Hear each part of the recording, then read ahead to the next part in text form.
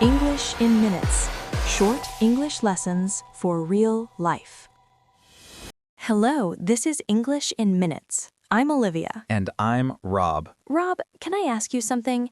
Have you ever made a plan to change something in your life, maybe exercise more or eat healthier, and then a week later you're back to your old habits?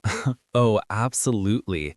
Every January, I tell myself this is the year I'll wake up early and go running. By February, I'm still hitting the snooze button. You're not alone. Millions of people experience exactly the same thing. And here's what's interesting. It's not about laziness or lack of willpower. It's actually about how your brain works. That's right. Today, we're talking about why your brain resists change even when you desperately want it. And we'll explore some fascinating science behind this. Before we dive in, here's a question for you to think about. We'll give you the answer later in the episode. Ready? Go ahead. Which part of the brain is most responsible for resisting new habits? Is it A, the amygdala, B, the basal ganglia, or C, the hippocampus? Interesting question. Let's keep that in mind as we go through today's topic. So Rob, let's start with the basics. Why does our brain resist change in the first place? Well, your brain is essentially designed to keep you safe and conserve energy. Change requires effort, it requires thinking, and from your brain's perspective, anything new is potentially dangerous. Exactly. Your brain loves routines because routines are predictable. When you do the same thing repeatedly, your brain creates neural pathways. Let's explain that term. Neural pathways are like roads in your brain that carry information.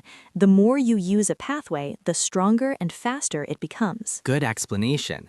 So, for example, if you drive the same route to work every day, you barely think about it. That's a strong neural pathway. Right. And here's the problem. When you try to change, you're asking your brain to create a completely new pathway.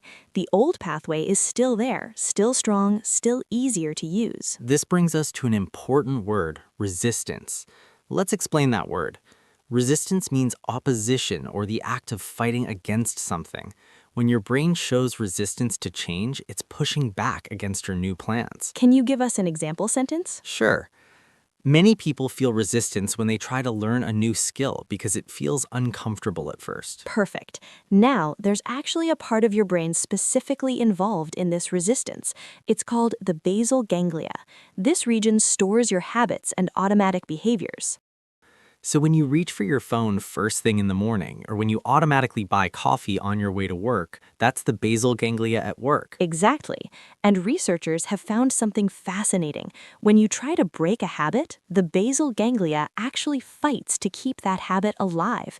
It's not being mean, it's just doing its job of maintaining familiar patterns. There's another important concept here called homeostasis. Let's explain that word. Homeostasis means balance or stability. Your body and brain always try to maintain homeostasis to keep things the same and stable. Good one. Example sentence? Your body uses homeostasis to keep your temperature around 37 degrees Celsius even when the weather changes. Brilliant. So when you try to change, you're fighting against your brain's natural desire for homeostasis. You're disturbing the balance. Now, here's something really important to understand. There's a difference between motivation and discipline. Many people think motivation is enough to create change. But it's not, is it? No. Motivation is a feeling. Feelings come and go. You might feel motivated on Monday morning, but by Thursday afternoon, that motivation has vanished. This is where discipline comes in. Let's explain that word. Discipline means the ability to control your behavior and stick to rules or plans even when you don't feel like it. Right. For example, discipline is what makes you go to the gym even when you're tired and would rather stay home. Exactly. Dr. Philippa Lally from University College London conducted a study on habit formation. She found that on average, it takes 66 days for a new behavior to become automatic. 66 days. That's over 2 months. So if you've been trying to build a new habit for 2 weeks and it still feels hard, that's completely normal. You're right on track. Another fascinating discovery is about something called cognitive dissonance. Let's explain that phrase. Cognitive dissonance is the uncomfortable feeling you get when your actions don't match your beliefs or values. Can you give an example? Of course. Imagine you believe healthy eating is important, but you eat fast food every day.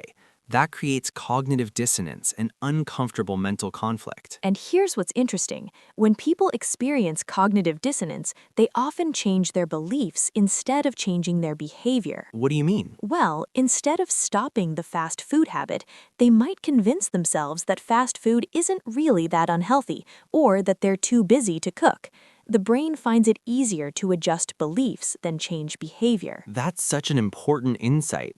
So, what can we actually do about all of this? How do we work with our brain instead of against it? Great question. First, start small, extremely small. If you want to exercise, don't plan to run for an hour. Plan to put on your running shoes. That's it. Make the change so tiny that your brain doesn't see it as threatening. I love that approach. It reduces resistance because it doesn't feel like a big disruption to homeostasis. Exactly. Second, attach new habits to existing ones. This is called habit stacking. If you already drink coffee every morning, add your new habit right after. Coffee, then 10 minutes of reading. The established habit pulls the new one along. And third, be patient with yourself. Remember that 66-day average? Your brain needs time to build those new neural pathways. Here's a reflective question for our listeners. Think about one change you've been trying to make. Can you identify which type of resistance your brain is showing? Is it the comfort of old neural pathways? Is it homeostasis? Or is it cognitive dissonance? That's a powerful question to sit with. Now, let's revisit our multiple choice question from earlier.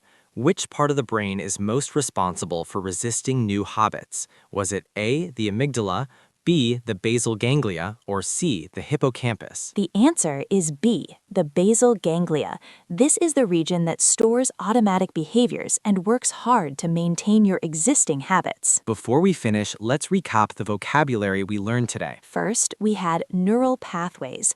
These are like roads in your brain that carry information and become stronger with repetition. Second, resistance, which means opposition or fighting against something, like when your brain pushes back against change. Third, homeostasis, the state of balance or stability that your body and brain try to maintain. Fourth, discipline, the ability to control your behavior and follow through with plans even when motivation fades. And finally, cognitive dissonance, the uncomfortable feeling when your actions don't match your beliefs or values. Remember, your brain isn't your enemy. It's trying to protect you.